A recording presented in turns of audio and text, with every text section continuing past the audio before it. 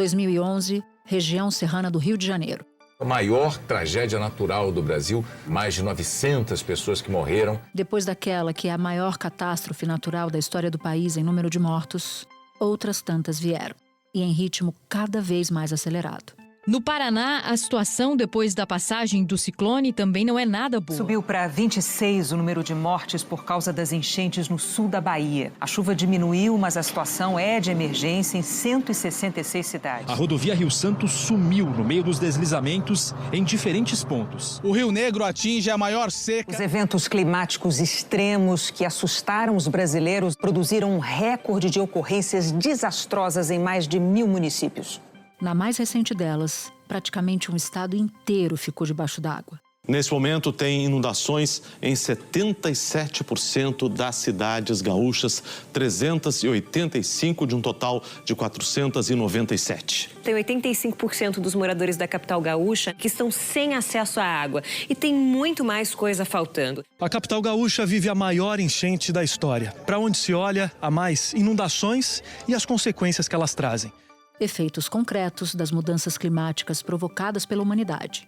2023 foi o ano mais quente em mais de 170 anos. Fevereiro bateu recorde de temperaturas do ar e também dos oceanos. O fevereiro com a água do mar mais quente em pelo menos 45 anos. Foi o março mais quente já registrado e o 10º mês consecutivo a bater recorde global de temperatura. Abril termina muito mais quente do que o mesmo mês do ano passado. Agora há pouco, o secretário-geral da ONU, Antônio Guterres, disse que a Terra está emitindo um pedido de socorro e que esse relatório mostra um planeta à beira do abismo.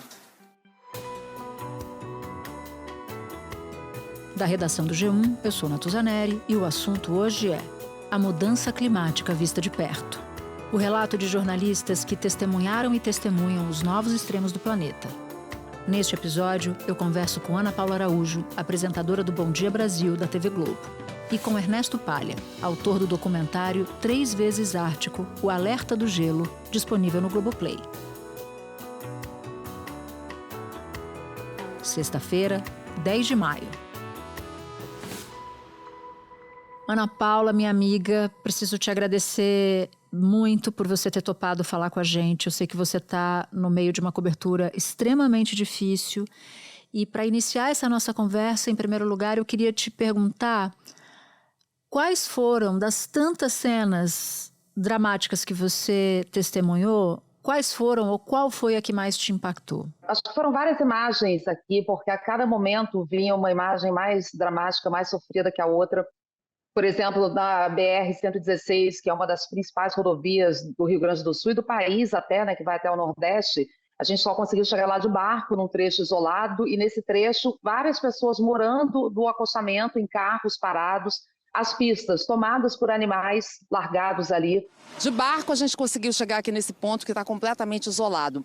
Essa aqui é a rodovia BR-116, é uma das principais estradas do Rio Grande do Sul, está totalmente largada. Alguns animais ali que foram presos pelos donos, passando aqui nas margens. Posso conversar com o senhor? O senhor está morando aqui no carro? Estou parando aqui, dormindo mal, aí eu cometo meus pés. Então, um cenário assim surreal, inimaginável ainda mais para aquele lugar. Só dá para ver os telhados das casas aqui nessa área, um topo de árvores, umas casas ali com água praticamente até o teto, só o telhado de fora. Vocês não quiseram sair de casa? Vocês não ficam preocupados de ficar aqui da água subir mais? Vocês estão ilhados aí, né? Sim. Já estão há quantos dias assim? Desde o primeiro dia. Falando em animais, eu registrei uma cena dramática de um cavalo preso dentro de uma casa. Tinha uma geladeira que foi arrastada até a porta, impedia a saída dele, e ele já estava quase submerso, com a água quase chegando já, enfim, quase cobrindo o cavalo. E, infelizmente, nós acionamos equipes de resgate de ONGs especializadas, passamos a localização.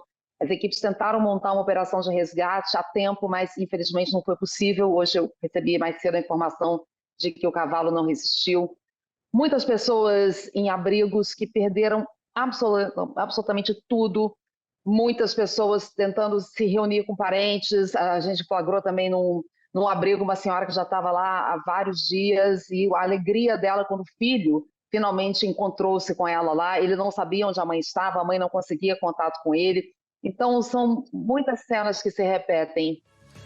Olá, bom dia. Bom Dia Brasil segue ao vivo do Rio Grande do Sul na cobertura de todos os estragos, todas as mortes, toda a tragédia que está acontecendo aqui já há 10 dias por causa da chuva. Aqui em Porto Alegre, os serviços entraram em colapso. 85% dos moradores estão sem água. Muita gente tentando deixar a cidade, mas muitas saídas, muitos acessos também estão alagados. É muito duro, Natuza, para a gente testemunhar isso também, né? Obviamente não chega nem perto da dor e do sofrimento e de todas as dificuldades que as pessoas aqui estão passando. Eu sei que eu, acabando essa cobertura, eu vou poder voltar, eu vou ter a minha casa, mas a gente se identifica, né, por várias situações. Primeiro, eu vi muitas mulheres, mães com filhas, eu tenho a minha filha, então você se imagina naquela situação de mulheres ali tentando salvar seus filhos. Eu entrevistei uma mãe que ela conta que quando ela estava resgatando o filho dela de dentro de casa, que ela inventou ali uma brincadeira, o filho é pequeno, disse que eles iam dar um passeio, que eles iam nadar, e o menino foi se divertindo um pouco com aquilo, outras crianças achando divertido, sair no bote dos bombeiros, e aquela mãe com o coração na mão, tentando não chorar, tentando não se desesperar, para não passar isso para o filho, para não aumentar ainda mais o trauma dele. Isso são coisas que a gente faz ao longo da vida como mãe, né? Tentar poupar os filhos de tudo. Então, acho que essa identificação e saber que o que está acontecendo aqui no Rio Grande do Sul é fruto de mudanças climáticas que estão cada vez alcançando patamares inimagináveis. Então, que isso pode acontecer com qualquer um de nós, em qualquer lugar. Então, também tem junto um medo do que vem pela frente, né? Você sente pelas pessoas aqui e você sente também pelo futuro de todos nós. A Defesa Civil atualizou os dados e subiu para 107 o número de mortes confirmadas. 134 pessoas estão desaparecidas e quase 400 mil estão fora de casa. Pela primeira vez desde sábado, o nível do Guaíba recuou para menos de 5 metros. Uma preocupação que se espalha por quase todo o estado é o atendimento de saúde. São 10 hospitais fechados. Ana Paula, você há mais de uma década, me corrija se eu estiver errada, noticia mudanças climáticas. As evidências dessas mudanças climáticas, melhor dizendo, tanto de recorde de calor até eventos extremos como esse do Rio Grande do Sul. Como é que foi ver e viver de perto os efeitos dessas mudanças, Ana Paula? Desde quando você noticiou ali a primeira tragédia em razão de evento climático até agora? É uma sensação de impotência, né, Natuza? A gente fica gritando, falando disso e nada acontece, nada muda. Ainda tem as pessoas que não acreditam que isso está acontecendo, apesar de todas as evidências. Então, é principalmente uma sensação de impotência muito grande, de estar ali, claro, cumprindo a missão de noticiar, de informar, mas, ao mesmo tempo, sabendo que isso não está trazendo grande resultado. Inclusive, porque se a gente olhar para outras tragédias que já aconteceram antes da gente chegar a esse ponto de eventos extremos, a gente vê que nada foi feito, né? O básico de dragagem de rios, contenção de encosta, retirar pessoas de áreas de risco, nada disso nunca é feito. Então, pensar que a gente está lá atrás ainda, que a gente não fez nem o básico do que era para mitigar os eventos que já aconteciam e que agora estamos chegando a esse tipo de patamar de evento, isso é muito desesperador. Sim, até porque a gente está tratando de uma tragédia que aconteceu e está acontecendo no Rio Grande do Sul, mas que, em razão das mudanças climáticas, vai continuar acontecendo e se espalhando por diversos lugares. Você, inclusive, cobriu uma enorme tragédia, a maior em número de mortos, a maior tragédia climática em número de mortos, que foi na região serrana do Rio em 2011, exatamente. Foram quase 1.000 pessoas mortas nessa região. É claro que são tragédias muito diferentes pela topografia, pela região, por diversos fatores. Mas você viu semelhanças na cobertura de uma tragédia e de outra, e também as diferenças principais que você pudesse relatar para a gente? Eu acho que as coberturas que parecem no sofrimento, no drama. A gente encontra pessoas extremamente sofridas, pessoas sem perspectiva, que perderam famílias, que perderam filhos, que perderam pais, perderam mãe. isso tudo é muito desesperador, é um drama humano que se repete. Mas eu acho que o que tem diferente nessa cobertura é que é um estado inteiro, não é uma área só que sofreu, como foi na região serrana, ou como eu já cobri em Niterói, no Morro do Bumba, que também é na região metropolitana do Rio de Janeiro. Aqui pegou o estado inteiro, e cada cidade teve assim, até 2/3 da cidade totalmente destruídos, 80% do território alagados. Então, acho que dá um sentimento ainda maior de desespero, né, de para onde ir, com quem contar. As pessoas estão aqui se ajudando umas às outras porque não tem ajuda o suficiente. Então, mesmo quem é vítima está dando um jeito de socorrer a outra pessoa que também foi vítima. Vim aqui para esse outro ponto, avancei um pouquinho para mostrar, olha, o tamanho dessa operação de resgate aqui montada por voluntários, por autoridades, nesse ponto na zona norte de Porto Alegre. E por aqui tem muita gente vindo ajudar, não só da cidade, tem gente vindo de fora. O Robert, por exemplo, veio de Curitiba para cá para ajudar, já está aqui há quantos dias, Robert? Bom dia, nós estamos desde sábado, chegamos sábado de madrugada, chegamos por volta de 2 horas da manhã, já ficamos na missão, ficamos por volta de 40 horas sem dormir, dentro da água, ajudando as pessoas mais necessitadas que precisam de ajuda nesse momento, que estão totalmente ilhadas em cima dos telhados, sem comida, sem água. Eu acho que tem essa diferença, que é um sentimento mesmo de uma catástrofe, de um porte gigantesco, e que vai ser muito difícil se recuperar depois disso. Um grande desafio que nós temos na imprensa é manter os olhares voltados para a tragédia depois de um tempo, né? Porque no caso de desastres naturais, como no Rio de Janeiro, por exemplo, muitas famílias sequer receberam indenização por tudo que aconteceu, né? Então tem um passivo da tragédia que é muito grande. E pela dimensão que tem sido no Rio Grande do Sul, como você mesma disse, é um passivo de um estado inteiro, porque 70% dos municípios do estado foram atingidos. É muita coisa, né? Como se você tivesse que refundar mesmo. O próprio governador falou em plano Marshall, que era um plano de reconstrução lançado pelos Estados Unidos para ajudar a reconstrução da Europa depois da Segunda Guerra Mundial. Qual é a sensação? Quando você chegou lá, quando você botou os pés lá e que você teve o primeiro impacto, a primeira cena, o que você imaginou? O que você sentiu? Você estava esperando que você ia encontrar algo daquele tamanho? Porque eu sei que você foi quando muitas imagens chocantes já tinham chegado. Mas o que é botar o pé nesse tipo de cobertura e se deparar pela primeira vez com essas cenas? Ver de perto é realmente, você tem outra dimensão do tamanho da tragédia, né? Primeiro, assim, já foi muito difícil chegar até aqui, como você mencionou, aeroporto fechado, várias estradas bloqueadas. A gente teve que sair do Rio de Janeiro, conseguimos um voo no domingo de noite, fomos para Guarulhos, de onde saiu um voo para Santa Catarina, para Navegantes. Chegamos por volta de meia-noite em Santa Catarina, pegamos um carro, 7 horas de estrada até chegar em Porto Alegre. E nós chegamos por volta de 7h20, a ideia era já entrar ao vivo, trazendo o Bom Dia Brasil a partir de 8h30. Só que quando a gente foi procurar o ponto onde estava sendo o acolhimento, o resgate das pessoas, a gente via que estava tudo ilhado. A gente ficou andando por dentro de Porto Alegre e impressionante, a cada rua que a gente tentava entrar naquela direção, estava tudo completamente alagado. Mesmo com um carro mais alto que a gente alugou, era impossível passar. A gente só conseguiu chegar com um barco do Exército que nos fez esse favor que a gente pediu para nos atravessar até lá, enfim. Chegamos faltando 10 minutos até para a gente entrar no ar e nos deparamos com aquele cenário que a gente teve esses 10 minutos para assimilar, para entender o que estava acontecendo, que era realmente um cenário de guerra. E a gente está preparando uma edição especial do Bom Dia Brasil. Eu já estou em Porto Alegre, a caminho do centro histórico, bastante afetado pela inundação. Porto Alegre em alerta de inundação extrema. A gente vai mostrar como é que está a situação por lá.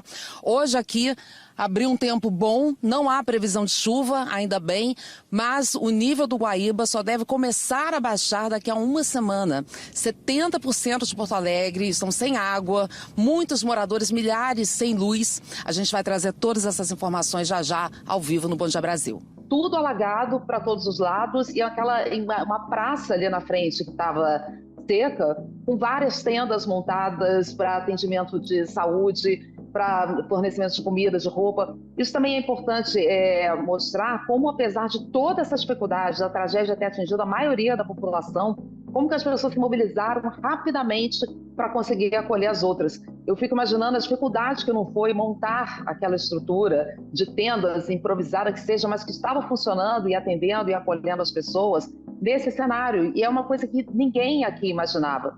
Eu conversei hoje, eu estou aqui no município de Canoas, que é na região metropolitana de Porto Alegre, que foi um dos municípios mais atingidos. E várias pessoas me contaram aqui que elas começaram a ver a cheia acontecendo e que, de repente, estavam acompanhando, mas, de repente, passou assim, a água que estava no nível do joelho, passou para a altura do pescoço, em meia hora. As pessoas saíram de casa, começaram a caminhar com água no joelho e, quando já estavam para sair, já estavam desesperadas, quase não conseguindo sair de dentro da água.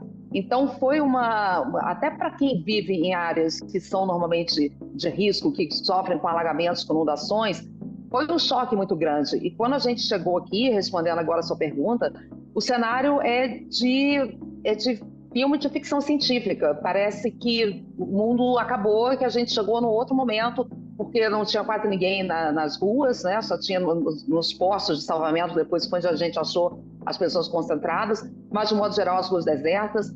De noite, sem energia elétrica, então as ruas escuras, é bem assustador por todos os lados que você pense.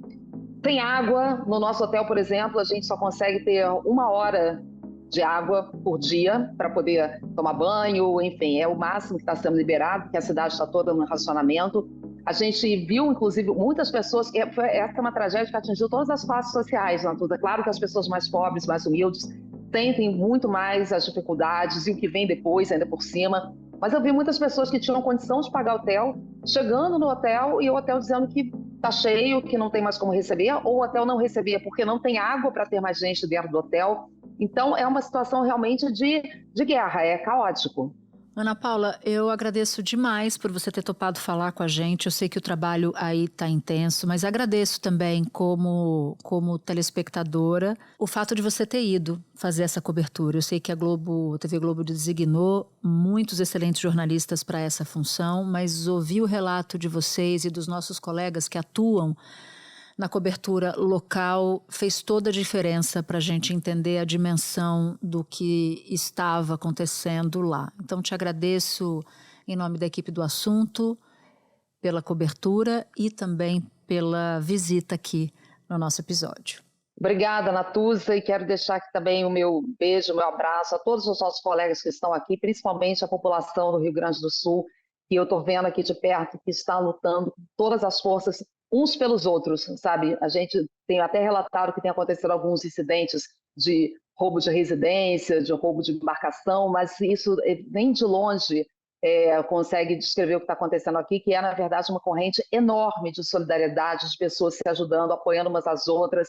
E isso traz até mais esperança de que a gente vai conseguir sair dessa de uma maneira melhor e pensar melhor nas nossas cidades, nas nossas estruturas, para evitar tragédias como essa. Sem dúvida. Um beijo enorme, muito carinhoso para você. Beijo, Natuza. Espera um pouquinho que eu já volto para falar com Palha. Ernesto Palha, que bom ter você aqui no Assunto. A gente te chamou para bater esse papo com a gente porque você é um dos pouquíssimos jornalistas no mundo a testemunhar com os próprios olhos o derretimento do gelo no Ártico. Você fez 3 expedições para a Groenlândia em 30 anos, fez um documentário, então te peço para contar para a gente qual é a principal diferença do que você viu em 95, quando você vai para lá pela primeira vez, e o que você encontrou em 2023. Eu fui lá em 1995, numa primeira jornada pelo Globo Repórter, com a vontade de mostrar o que era a vida dos caçadores inuís, que afinal o inuí é o povo que vive nessa região há mais de 1.200 anos. Né? E esse povo, que são cerca de 160 mil pessoas, ele está todo espalhado pelo Ártico. Tem comunidades que vivem no Alasca, tem comunidades que vivem na Groenlândia, e esse povo que eu visitei especificamente é um vilarejo de 600 habitantes. Essa é a vila indígena mais ao norte do planeta. Eu fui 3 vezes nesse mesmo lugar. Em 95, a ideia era mostrar como é que os caçadores viviam e, ao final de cada período de inverno, e lá inverno a gente está falando em 4 meses de total escuridão. anoitece e não amanhece mais até a próxima primavera. Então, a gente visitou esse lugar, porque quando eles começam a ver a volta da primavera, junto com a luz, com o sol, a temperatura sobe um pouco, né? A temperatura no inverno pode ser de menos 40, mas na primavera ela se aproxima dos menos 10, pode subir até mais, chega em alguns momentos a 0, né? Quando chega o final do inverno, eles aproveitam que o gelo, o mar em volta deles congela. E aí começa a descongelar progressivamente. E aí eles podem caçar. Eles aproveitam para caçar na beirada desse gelo, né? Isso eles vêm fazendo há milênios, há mais de um milênio. A questão é que quando a gente volta em 2007, né, a gente já encontra uma situação totalmente diferente, né? Já não tem segurança suficiente para viajar pela beirada do gelo. Em 1995, esta foi apenas a nossa primeira parada. 28 anos depois, é o fim. O limite máximo que é possível viajar sobre o gelo, que está cada vez mais fino. A primeira vez nós fomos lá mostrar a aventura de viajar com os caçadores inuit. Quando voltamos em 2007, já tínhamos a consciência e percebemos claramente que não dá para repetir a mesma viagem.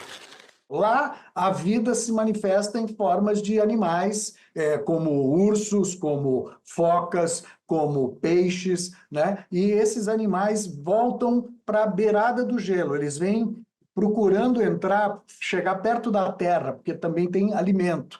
Então, para eles é importante. E aí o caçador inuit aproveitava e matava esses animais num ritual assim anual, que para nós podia até parecer um pouquinho chocante, porque é caça, mas a gente tem que pensar que são indígenas. Eu costumo comparar esse povo com os Yanomami. O problema é que agora, a cada ano que passa, o gelo está mais fino. Quando vem a primavera, o degelo é muito mais rápido, é completamente fora do padrão a que eles estão habituados, e aí os trenós que viajam em cima do gelo são pesados, eles podem pesar meia tonelada cada um. E na época era seguro, em 1995. Quando eu volto em 2007, já não é mais seguro. A gente acampa 2 noites, no meio da segunda madrugada, a gente tem que sair correndo, porque o gelo está se partindo.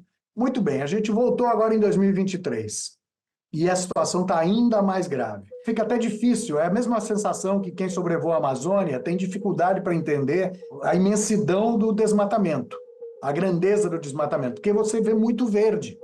Da mesma forma, a gente vê muito branco ali, só que é um branco diferente. O gelo hoje está todo craquelado. Como ele é mais fino, a cada ano que passa, ele derrete quase que totalmente ou totalmente em várias áreas ali do Ártico. Antigamente era tudo mais liso, porque o gelo era ancestral. Isso é uma coisa importante de dizer. No final do século XIX, o gelo no Mar do Ártico era perene. O Mar do Ártico estava constantemente congelado. Tanto que inúmeras expedições de franceses, ingleses, navegadores noruegueses, de várias nacionalidades, especialmente os europeus, ficavam ali tentando encontrar uma passagem entre o extremo norte do Atlântico com o extremo norte do Pacífico. Não conseguiram. Diversas expedições fracassaram. Muita gente morreu tentando encontrar essa conexão, onde pudessem navegar entre o Atlântico e o Pacífico.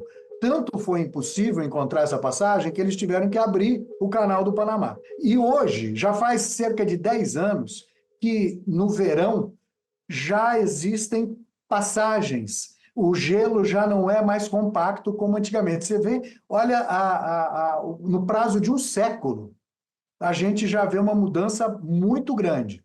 E tem hoje previsões de cientistas que estudam mudança climática global, que dizem que até 2040 não haverá mais gelo no Mar do Ártico durante o verão. Vai dissolver totalmente.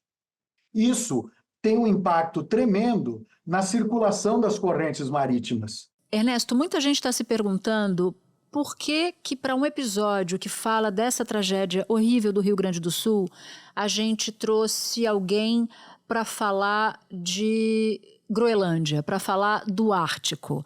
Eu acho que vale muito a pena você fazer essa conexão para quem nos ouve. Quando as correntes marítimas mudam de temperatura, se alteram de força, de impacto, de profundidade, nós vivemos o quê? Laninha, El Niño, fenômenos que estão provocando o que nós estamos vivendo hoje no Rio Grande do Sul, que liga a Groenlândia, o Mar do Ártico, ao que está acontecendo hoje no sul do Brasil e ao que acontece no mundo inteiro. Porque nós vivemos num planeta que tem tudo é conectado, né? Quando o clima se altera no Ártico, nós sentimos consequências aqui no Brasil também. Os eventos climáticos extremos que assustaram os brasileiros ao longo do ano passado produziram um recorde de ocorrências desastrosas em mais de 1.000 municípios. Em todo o ano passado, foram 1.161 eventos climáticos nos 1.038 municípios monitorados pelo CEMADEM. 716 foram ocorrências hidrológicas, como o transbordamento de rios, por exemplo. Outras 445 foram geológicas, como deslizamentos de terra. O número é o maior desde que o monitoramento começou nessas áreas em 2019. Recentemente eu fiz uma palestra e representantes de um sindicato de trabalhadores de Sorocaba me perguntaram o que é que o sindicato, o que é que os metalúrgicos de Sorocaba têm a ver com a Groenlândia. E eu disse assim, olha, aparentemente nada, mas o pior é que tudo a ver. Basta ver o último relatório da Organização Internacional do Trabalho, que atesta que 70% dos trabalhadores mundiais são afetados hoje em dia pelo aquecimento, pela elevação das temperaturas médias nos seus locais de trabalho. A gente tem que lembrar que grandes ambientes industriais não costumam ter ar-condicionado, né? Um galpão industrial, uma fábrica cheia de máquinas, cheia de gente trabalhando, não tem ar-condicionado. É muito raro que aconteça isso, pelo menos aqui no Brasil. Então a gente vê o nível, né, o número de mortes de trabalhadores por extremas temperaturas nos seus locais de trabalho, o número de pessoas doentes por causa da exposição a altas temperaturas no seu ambiente de trabalho, isso tudo tem aumentado de maneira preocupante, e isso de acordo com a Organização Internacional do Trabalho. Agora, Ernesto, você foi para essa região 3 vezes, como a gente dizia no começo da nossa conversa. As mudanças mais radicais você viu dessa última vez que você foi para lá. E cientistas que fizeram essa comparação que você fez para a gente num período bem parecido que o seu, que foi entre 2020, o último, até 1992, ou o inverso, né, de 1992 a 2020, eles descobriram que o derretimento da camada de gelo aumentou 6 vezes nos últimos 30 anos. É um estouro. Então, eu queria que você explicasse um pouco mais o que isso significa, né? Como é que a redução do gelo lá no Polo Norte afeta a vida de todos nós e afetou a vida dos nossos irmãos do Sul, do Rio Grande do Sul. Nós estamos num planeta único, né? Isso significa que o processo está se acelerando. E por que ele se acelera? De fato, segundo os especialistas, a média mundial de elevação da temperatura está por volta de 1,5 grau centígrado nos últimos anos. Mas lá no Ártico, a elevação vai de 3 a 4,5 graus. Então, nós estamos falando num triplo da elevação da temperatura média. E por que isso acontece tão mais depressa no Ártico? Porque nós aqui temos superfícies muito variadas. A gente tem terra, a gente tem muitas construções, a gente tem mar, a gente tem florestas. No Ártico, você tem basicamente gelo, neve, geleiras, ou quando dissolve no verão, um pouco de terra, que é uma terra desencapada, ela não tem nenhuma cobertura vegetal, né? A não ser alguns poucos líquens e coisa e tal.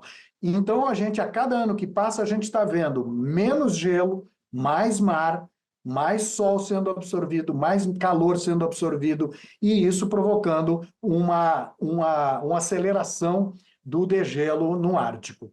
Com isso, Nós estamos vendo, veja só a gravidade disso. Você diz, mas é lá no Ártico, eu não tenho nada a ver com isso. Bem, no mundo inteiro, o nível dos oceanos subiu desde o início da Revolução Industrial. Estamos falando de 150 anos, 170, né? Quando começam as emissões de poluentes que vão aquecer o planeta, os mares subiram 24 centímetros em média, desde o início da Revolução Industrial.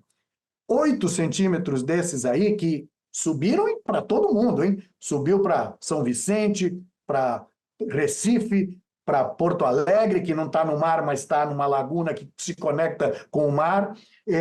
A gente tem isso acontecendo em São Luís do Maranhão, Fortaleza, Olinda. A gente tem 8.500 quilômetros de costa, ou seja, os 24 centímetros de elevação no nível médio dos oceanos nos afeta diretamente. Tem cerca de 30 milhões de brasileiros que vivem à beira-mar. São bilhões ao redor do planeta. E muito bem, esses 24 centímetros aí, 8 saíram da Groenlândia. Porque a Groenlândia é a maior reserva de água doce do planeta, só que ela está lá em forma de gelo. Tem lugares da Groenlândia em que a capa de gelo que cobre o país inteiro, é uma grande ilha, né? Tem 3 quilômetros de espessura. Então, esses 3 quilômetros de espessura significam bilhões de toneladas de água, né? E eles estão perdendo 3 bilhões por verão. Ou seja, isso está andando muito depressa, muito mais depressa do que os Inuit já viveram no passado. Os cientistas já falam num novo tipo de refugiado, que é o refugiado do clima. O refugiado do clima parecia ser uma realidade distante, deveria ser aquele cara lá no Alasca que precisou mudar a sua vilazinha da beira do mar um pouco mais para o alto, porque ali o mar já estava chegando, como o pessoal das casas em Olinda, que perderam casas, construções na beira-mar, né? Aí a gente acha que só acontece com os outros, né? Mas agora a gente tem que ver que Tuvalu, pequenos ilhotes do Pacífico, que a gente diz, são países que ainda, ou do Índico, que estão ameaçados de desaparecer, porque são ilhotas ou arquipélagos de muito pouca altitude sobre o nível do mar. Só que agora a gente está vendo que isso vai atingir o planeta todo, né? Então você tem uma instabilidade climática que se espalha pelo planeta, né? A gente tem muita dificuldade para entender isso, mas infelizmente a natureza está nos esfregando na cara outra realidade. A mudança climática global, ela deflagrou vários processos que já estão em curso. O degelo da Groenlândia é um deles, a mudança nas correntes marítimas é outro, e assim a elevação da temperatura média, está se falando em elevação de temperatura média até o final deste século de cerca de 5 graus centígrados. Está chegando para todos. Se você é trabalhador, a OIT já mandou o recado. Se você mora à beira-mar, você já percebeu. Se você mora no Rio Grande do Sul, você está sendo diretamente atingido. É um fenômeno do qual a gente não consegue escapar e para o qual a ciência ainda não tem uma resposta definitiva. Se a ciência ainda não sabe como resolver o problema da mudança climática, cabe a nós reduzir a velocidade da chegada dessas alterações, reduzir a nossa pegada de consumo no planeta. A gente tem que ter consciência de que quando a gente liga a luz, quando a gente liga um automóvel, quando a gente escolhe uma roupa, quando a gente escolhe um alimento, todas essas escolhas têm implicações no clima. Geram poluição, geram uma pegada de carbono no planeta e a gente não pode continuar vivendo como se não houvesse amanhã, porque daqui a pouco não vai haver mesmo. Ernesto Palha, que bom ter você aqui no assunto. A gente faz tempo que queria fazer um episódio que compartilhasse com a gente essa tua visão sobre o Polo Norte, a tua visão sobre mudança climática. Eu sei que você é um dentre tantos bons jornalistas que tem batido muito nessa tecla. Obrigada pelo teu tempo, agradeço demais aqui em nome da equipe do Assunto. E eu é que agradeço pelo espaço e aproveito para me solidarizar com o povo do Rio Grande do Sul e todas as vítimas dessas últimas enchentes. Este foi o Assunto, podcast diário disponível no G1, no Globoplay, no YouTube ou na sua plataforma de áudio preferida. Comigo na equipe do Assunto estão Mônica Mariotti, Amanda Polato, Carol Lorenzetti, Luiz Felipe Silva, Tiago Kazuroski e Gabriel de Campos. Eu sou Natuzaneri e fico por aqui. Até o próximo assunto.